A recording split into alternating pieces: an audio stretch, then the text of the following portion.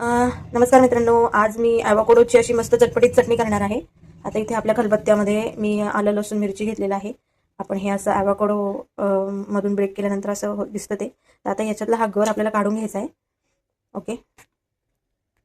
नंतर मी हे असं छान याच्यामध्ये क्रश करून घेते आपलं आलं लसूण आणि ॲव्होकाडो. नंतर मी याच्यामध्ये बारीक चिरलेला कांदा ॲड करते, ब्लॅक पेपर,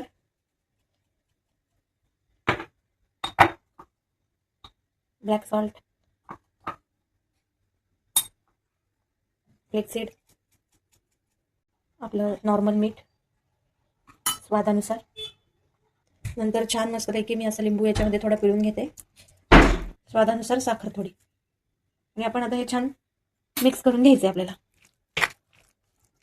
तुम्ही नक्की ट्राय करून बघा, खूप टेस्टी लागतं. तुम्ही याच्यासोबत चिप्स पण घेऊ शकतात, पण मला थोडंसं हेल्दी व्हर्जन करायचं होतं, त्याच्यामुळे मी आपल्या नॉर्मल पोळ्यांचे चिप्स बनवणार आहे. ते पण मी तुम्हाला दाखवते, ते पण झटपट होतात. जर का तुमच्याकडे कधी पोळ्या उरल्या तर हा प्रकार तुम्ही नक्की करून बघा. पोळ्यांचे काप करून घेतली ट्रायंगलमध्ये, आणि आता मी एअर फ्रायरमध्ये बेक करून घेणार आहे. 170 डिग्री सेल्सिअसला मी लावले हे, आणि आता मी अधूनमधून बघणार आहे कशी होतात पोळ्यांचे. हे बघा मित्रांनो, कसे क्रिस्पी आपले चिप्स झाले होममेड. आणि आता आपण ह्या अशा याच्यामध्ये डीप करून एन्जॉय करू शकतो. तुम्ही पण ट्राय करा चटपटीत आपल्या ॲव्होकाडोची चटणी आणि homemade chips. Thank you so much for watching.